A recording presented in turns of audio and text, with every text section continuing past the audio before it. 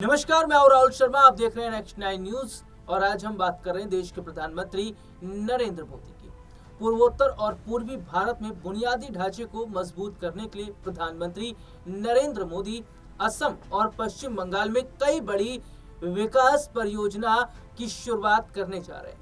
प्रधानमंत्री अपने 2 दिवसीय असम दौरे के दूसरे दिन सिलचर पहुंचे, जहां वे 23,500 करोड़ रुपए से अधिक की परियोजनाओं का शिलान्यास और लोकार्पण करने का फैसला उन्होंने किया। इसके बाद वे पश्चिम बंगाल के कोलकाता जाएंगे और वहां करीब 18,680 करोड़ रुपए की परियोजना का उद्घाटन और शिलान्यास करेंगे।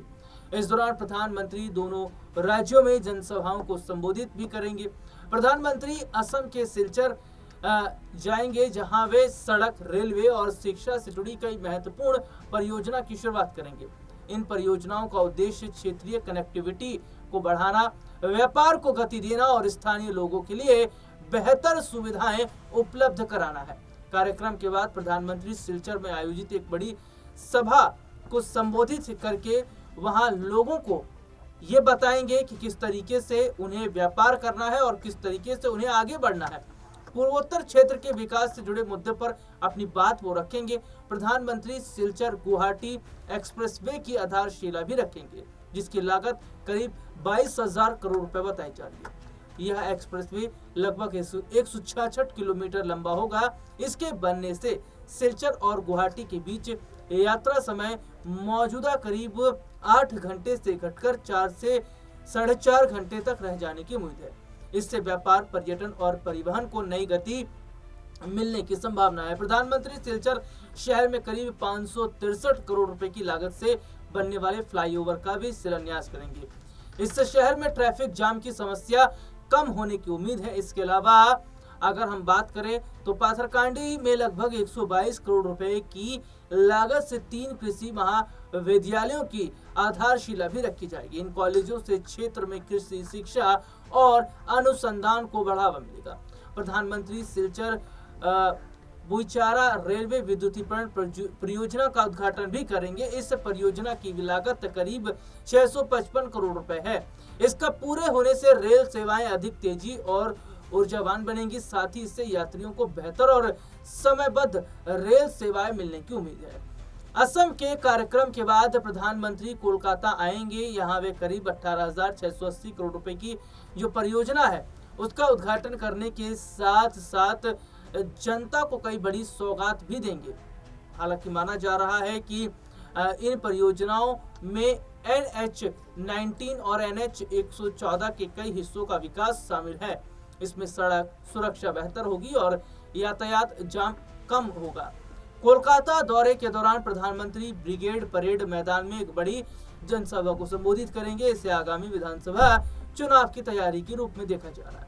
यह रैली भाजपा की परिवर्तन यात्रा के समापन कार्यक्रम के रूप में आयोजित की जा रही है। माना जा रहा है कि इस मंच से प्रधानमंत्री राज्य की राजनीति और विकास के मुद्दे पर बड़ा संदेश भी दे सकते हैं।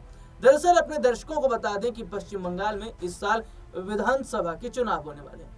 पश्चिम बंगाल में होने वाले विधानसभा चुनाव से पहले ये सरकार की बड़ी रणनीति माना जा रहा है और क्या इसका बंगाल चुनाव पर बड़ा असर पड़ेगा। हालांकि बंगाल के चुनाव को जीतने के लिए भारतीय जनता पार्टी इस बार फिर से पूरी ताकत लगा रही है और यही वजह है कि चुनाव से कुछ वक्त पहले प्रधानमंत्री नरेंद्र मोदी का बंगाल आना और कई परियोजनाओं को हरी झंडी दिखाना।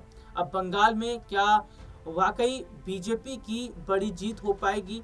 और जिस तरीके से ममता बनर्जी की बात करते हैं तो वो डरी भी हुई हैं, क्योंकि ईडी का छापा जब से पड़ा है आईपैक पर, उसके बाद से हम देख रहे हैं कि ममता बनर्जी की जो लगातार है वो मुश्किलें बढ़ती नजर आ रही हैं। देखिए, सबसे बड़ी बात ये हो जाती है कि अभी तक मैं बात करूं बंगाल की, तो बंगाल चुनाव के लिए बीजेपी ने काफी कोशिशें की, लेकिन उस चुनाव में वो उन्हें सफलता नहीं मिली।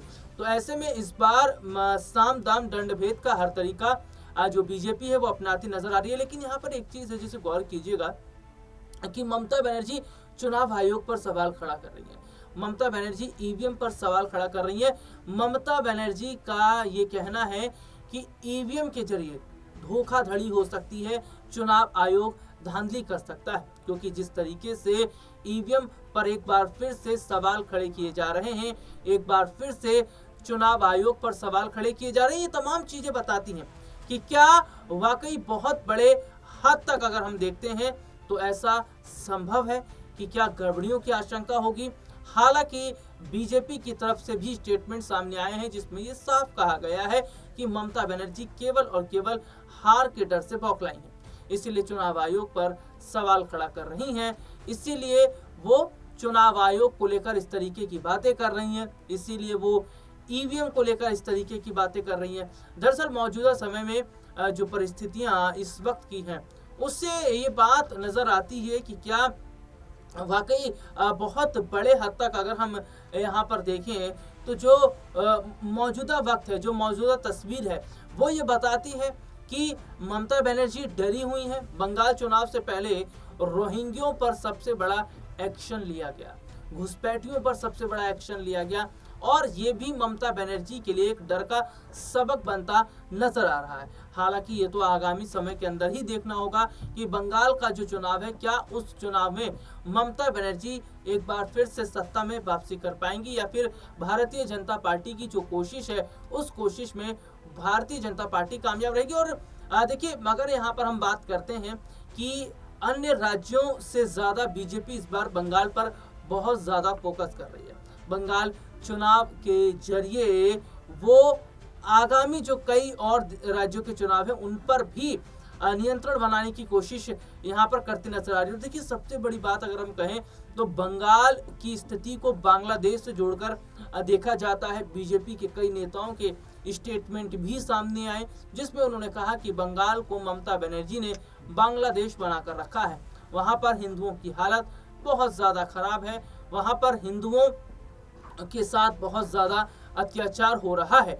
लेकिन ममता बनर्जी जो है वो अपने वोट बैंक के लिए कुछ खास वर्ग के जो लोग हैं उन्हें क्या कर रही हैं, उन्हें सबसे ज्यादा तवज्जो दे रही हैं, उन पर सबसे ज्यादा वो फोकस करती नजर आ रही हैं। पश्चिम बंगाल की मुख्यमंत्री ममता बनर्जी ने भी साफ कह दिया है कि वो किसी तरह की धांधली को बर्दाश्त नहीं करेंगी।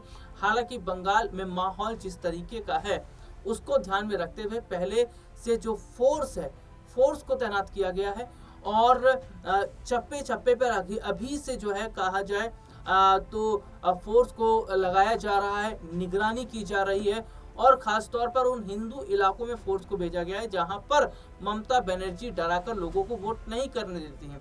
तो क्या जो तैयारियां अभी से नजर आ रही हैं, ये तैयारियां ये बताती हैं कि बीजेपी इस बार बंगाल चुनाव को जीतने के लिए पूरी ताकत लगा रही है, और क्या इसका फायदा उन्हें मिलेगा। इस प्रोग्राम में